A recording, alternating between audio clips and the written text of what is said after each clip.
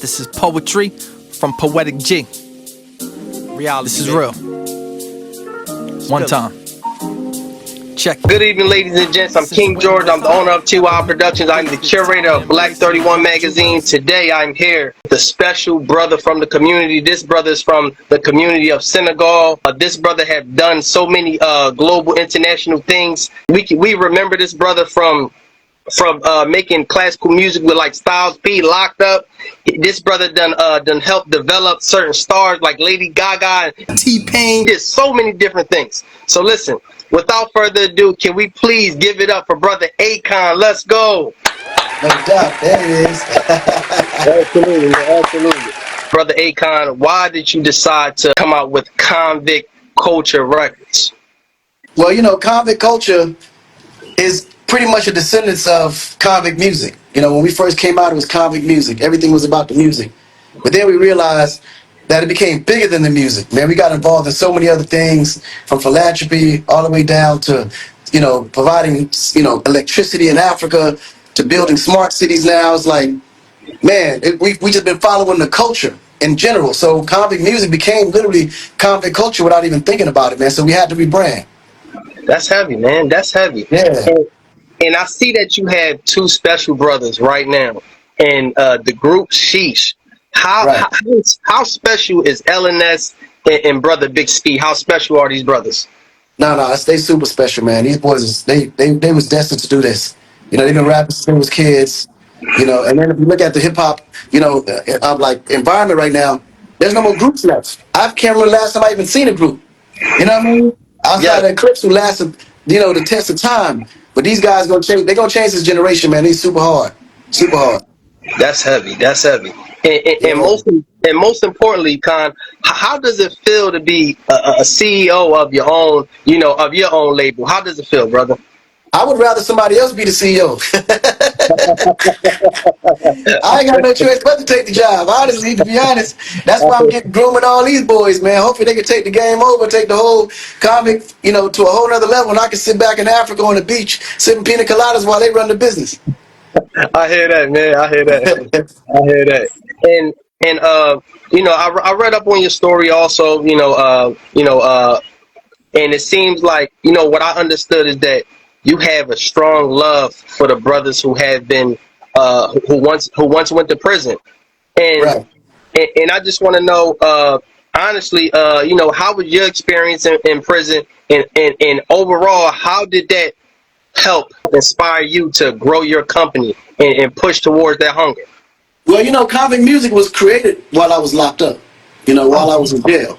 That's why I was called convict music in the first place. But I also knew that I deserved a second chance. You know what I'm saying? Because my mindset wasn't in the same set that got me in there. And it's real unfair that you get out with mad potential, but then you can't get a job.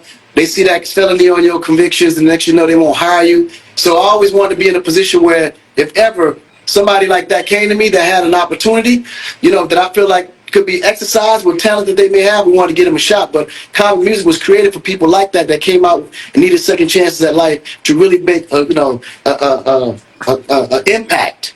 You know what I mean? And I felt like, you know, as long as you got the right mind in your head, you know, you went in for non-violent felonies, clearly then you know, you got a second shot at life, man, especially if you got talent.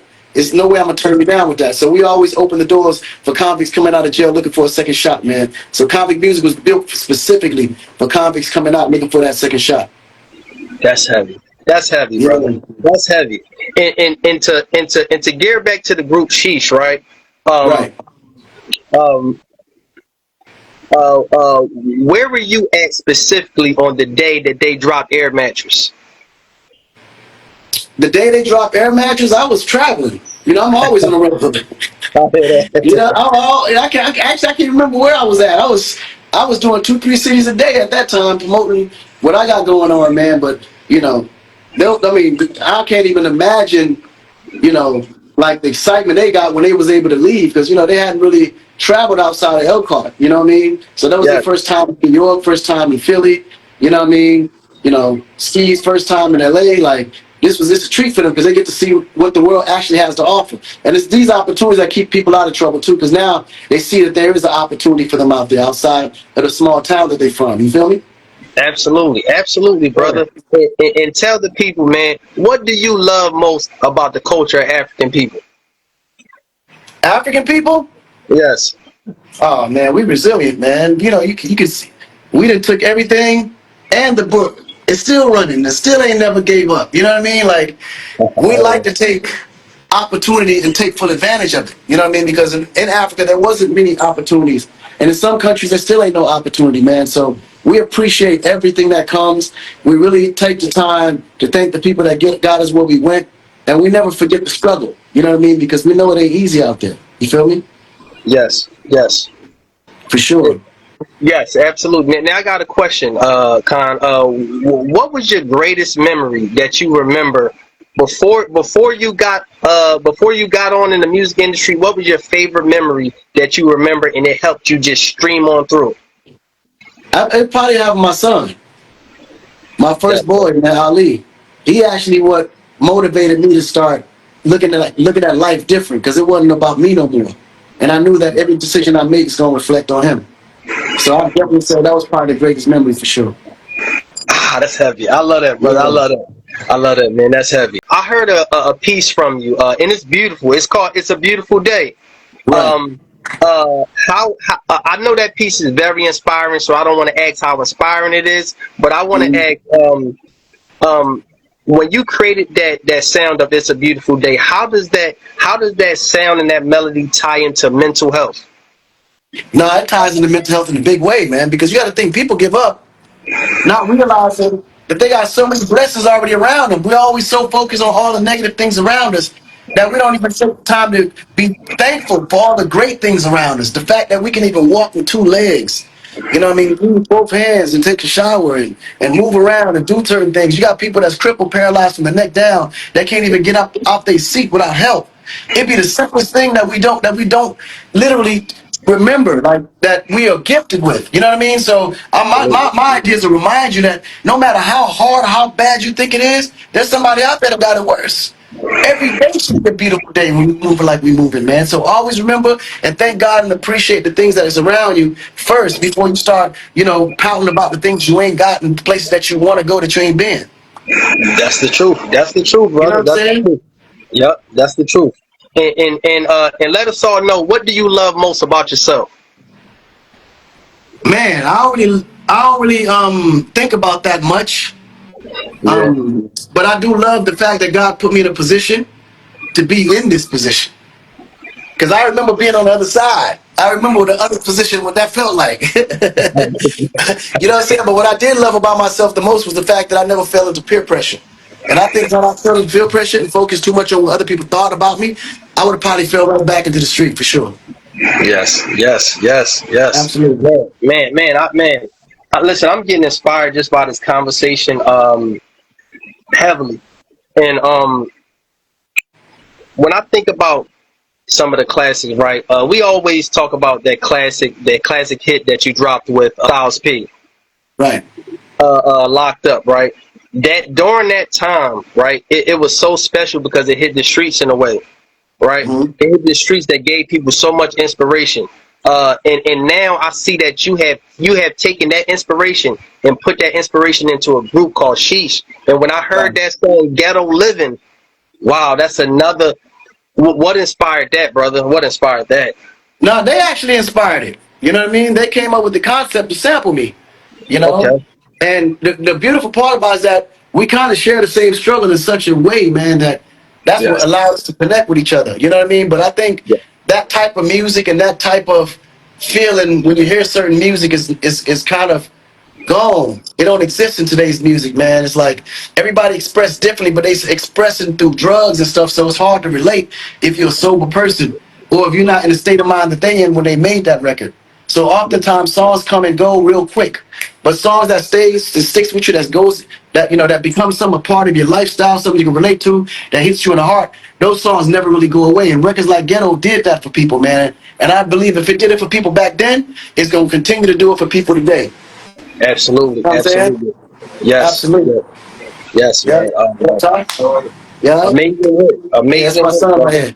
What's AKA going on, brother? Ice. How you feeling, brother? Hey, so they right around the corner, man. Yeah, I'm having a dinner Brother. meeting, man, so I had to step out for this. Oh no, it's all good, man. Listen, man. We appreciate you for stepping out. Why did you choose Sheesh specifically? No, I mean, I feel like, again, that I feel like they actually were, they fit the criteria of needing a second shot. You know, because all the things that they said no to get here, Yes. I promise you, half the cats that I signed before them never got past that. Most of them can't even survive the wait. Because everybody wants something to happen today. They want it to happen overnight. But sheesh, they understood, man, listen, we got to roll back up. We got to put in the work. It's going to take some time, and we got to be patient and respect the process. And that's what I respect about them the most. That's heavy. That's heavy, You brother. know? That's heavy. That's heavy. And you know what, man? I did an interview with them, and man, they love you so much as a brother back. So that's what I love to see, man. No That's what doubt. it's about. Absolutely, man. Give it up for Akon. Absolutely. Absolutely, Absolutely. absolutely. Considering that we see so much going on in around the world, right? Mhm. I just want to know what's your take on all the gun violence that's happening in the inner cities between the inner city youth. I mean, we can't fall for it, man. It's a trap. It's clearly set up for us to eliminate ourselves, bro. Like, we can't be that ignorant to feel that, okay, we get in a quarrel with somebody, we gotta go and just kill them. Like, what the fuck? Like, nigga, put the gun down, squabble up. At Yep. least, yeah, it's okay to lose a fight, but you go and train and be prepared for the second one. At least you alive to fight the next day. Like, it just doesn't make sense how everybody feel like the guns is actually the solution, because we were brainwashed to believe that if you ain't moving around packing, you got that iron on you, that you soft. But then you actually more soft with it on you, because you ain't proving to me that anybody can pull a trigger. Nigga, Yeah. my 5-year-old son can pull a trigger. What are you saying to me, right? So, and Yeah. then we aim the gun at each other, which is dumber than ever, because we're not gonna ever be able to empower each other if we out here just killing each other, man. It's like, we gotta be stronger than that. We can't fall for that trap. They've tried everything to get rid of us. They tried everything to, outpower us. And every time they came with some snaggle concept or idea, and put it in our hand, we fall for it. Like, we got to know better. And that's just the bottom line, man. If we don't, we are going to be extinct. And it ain't going to be from them getting rid of us. It's going to be from us getting rid of us. So we got to stop that shit, man. We have to. That's the truth. That's the truth. That's the truth. Yeah, we have to, bro. That's true. And I love what you mentioned. About squabbling up and Bubble getting. up, bro. Like, come Yeah. on now. You Yeah. know what I'm Yeah. saying? Nigga, listen, when we came up, I came up at ringside. Like, we had a problem. That's what we met up. We met up at ringside. Nigga would get in the ring, they give us gloves, and we just go the hell out until we got tired. Or somebody got knocked out and went to sleep. And the nigga that knocked him out and wake him up and give him a hug, and nigga, the problem was over. The beef was over. We moving and keep it moving. That's just what it was. I hear We that. already know we ain't gonna win every fight, but that's a part of being a man. It ain't always, like celebrating wins. It's also overcoming losses too. Yeah. Yeah. You know That's what I'm the saying? truth. That's how you build strength. That's how you build resistance. That's how you build, your basic, like discipline. That's all a part of life. You can't run from that shit, man. Face it on. You gonna come out a better man on both sides. That's the truth, brother. That's the You truth. know what I'm saying? That's the truth, and brother, it's so crazy that because I heard squabble up, I heard ringside. Now I heard that you thinking about getting in the ring with celebrity boxing. And that's why I want to do it, to promote the fact that niggas need to squabble up. I want to Absolutely, promote it, like, nigga. That's why I said it has to be somebody that don't like me. I don't want to get in the ring with somebody that like me, because I ain't gonna want to do it to him. It I got to be hear that. somebody that physically don't like me, and he don't like me. Period. And because he don't like me, that day I won't like him either. But at least at the end of the day, by the time it's over, we gonna shake hands and walk away. Cool. Let us get it off. You know what I'm saying? Yeah, absolutely. I hear that, man. Shout out to celebrity boxing and Damon Feldman and Straight up. absolutely. I hear that. And brother, last but not least, man. What advice do you have for younger brothers that's growing up, that's looking to be artists? Let me tell you right now, bro. If you're looking to be an artist, find something else to do. It's too many fucking artists, bro. Bro, the music industry has so many jobs, so many opportunities, and but artists is the least to get paid. They get paid the last, and then they don't want doing all the work. Like, why would you want to be an artist? I really don't understand. Like, me knowing what I know now, this is why I became a businessman, because I realized all the business outside of being an artist is where the money is. You know what I True. mean? So understand and learn the business first. Learn the business first before you decide what you want to do. I get it. You want to be the artist because you want to be famous. But there's a lot of shit that come with that. And you got to be mentally prepared for it. And most of these cats ain't. So really know what you're asking for, because I promise you, God gonna give it to you, and it ain't gonna be what you think it is. It's gonna be a heavy, heavy challenge that you gotta come through, and you gotta deal with it. That's heavy. That's heavy. No? That's some heavy jewels from Brother Akon. Listen, y'all already know what to do. Listen, Man, appreciate you, brother. Akon, let the people know where they can find you at. Well, they already know where they can find you at, but let At them know where they can Akon, find. every social site, anything, just go at Akon, I'm there. Oh man, we appreciate you for tapping You know what into I'm the saying? And while you platform. there, look up Sheesh. You know what I'm saying? I promise you, at Sheesh, SHEESH_convict with a K, KONVICT. Let's get it, baby. Woo! We appreciate you, brother. Listen, we Alright? appreciate you. We And add appreciate that you for Ghetto tapping Living in. to y'all playlist, man. Ghetto Living is on all platforms. Let's go. Listen, we appreciate you so much, brother. Listen, man. My Listen, man. man.